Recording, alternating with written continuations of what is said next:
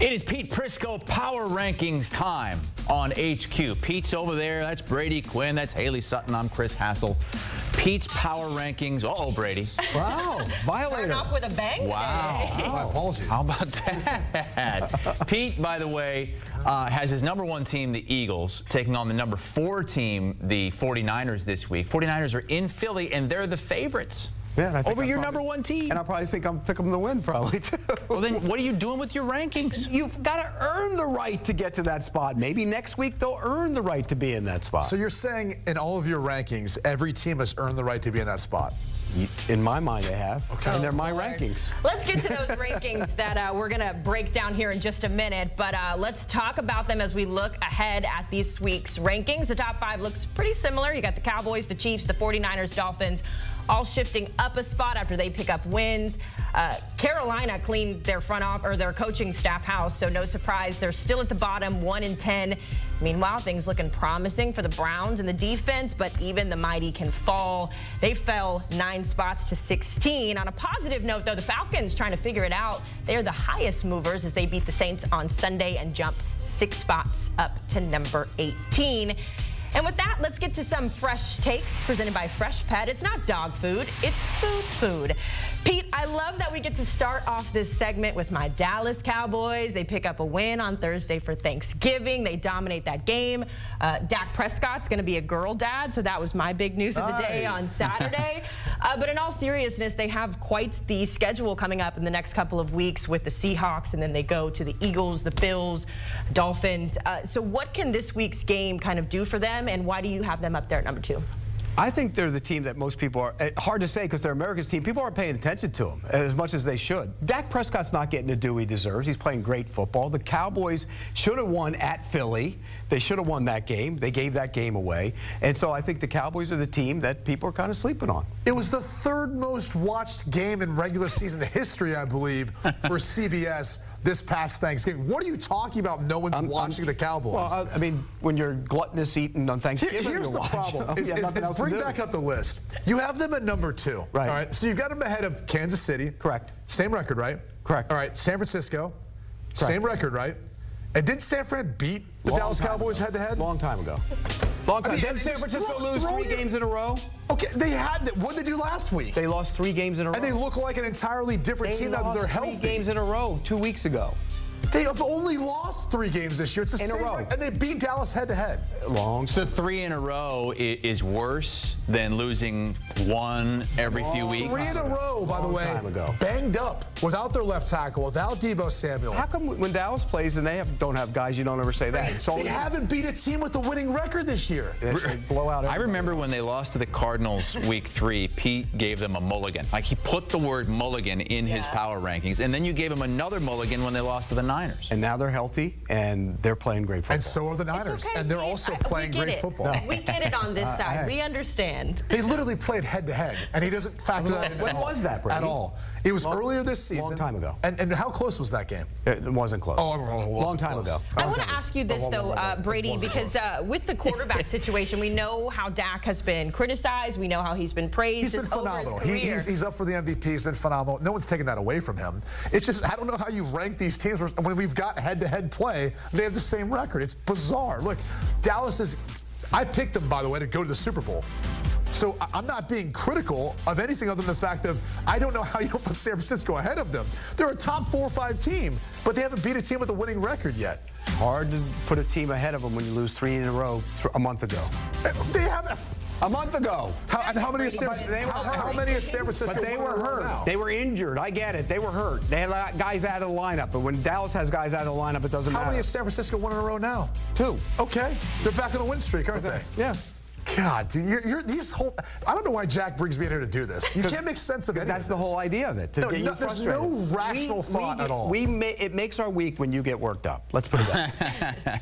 Can't wait for that game, by the way, 4 versus 1 later on this week, Sunday afternoon, with the 49ers favored in Philadelphia. Hey, maybe if the 49ers win, knock Philly out of that top spot, he'll put the Cowboys up at #1 next week. And I probably will. Just for you. Yeah. Cowboys, by the way, play the first game of the week against the the Seattle Seahawks. Let's move down to number 9, the Pittsburgh Steelers, into the top 10.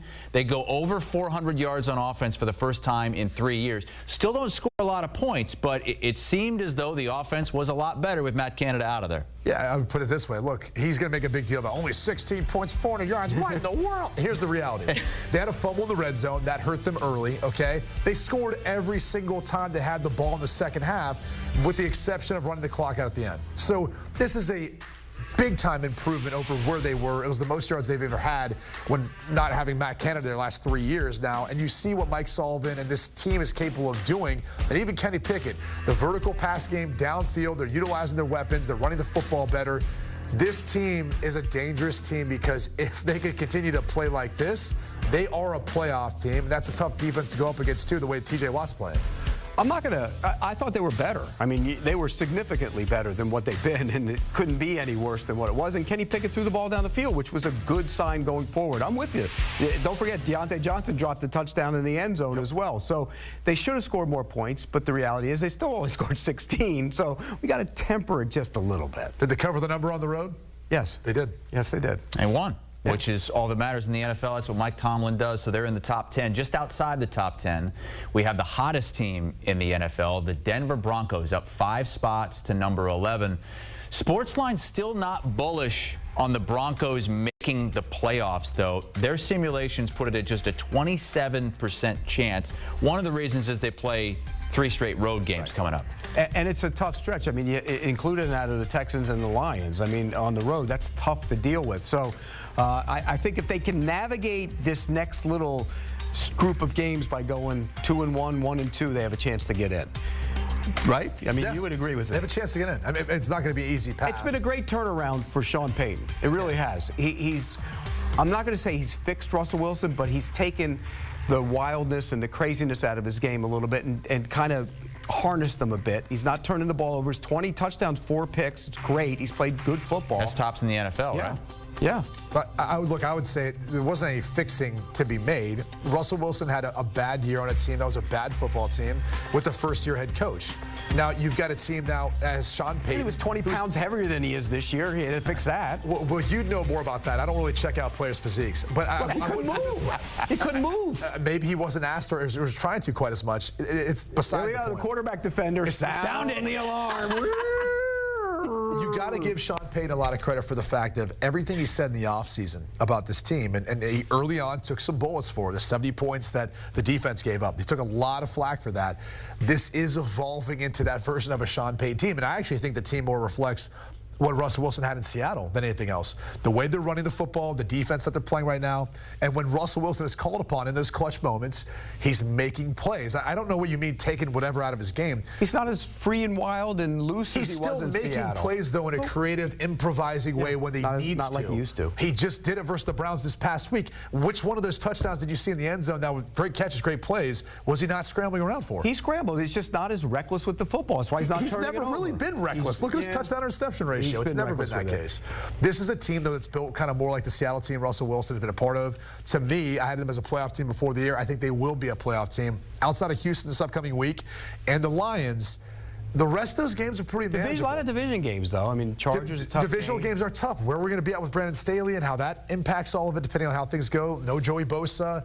We saw that impacted the Chargers defensively. They looked good versus Baltimore, but not quite the same pass rush. So I'm telling you right now, they're going to get in the playoffs. Be ready for that. All right, we'll keep our eye on the playoffs with the Broncos. Let's move to the Colts, though, gentlemen. We had in the headlines that Jonathan Taylor has an injured thumb, so his status this week kind of up in the air. But I thought it was funny after the game he tweeted after he had that 2 touchdown, the 91-yard performance. Of course, he got the random drug test after the game.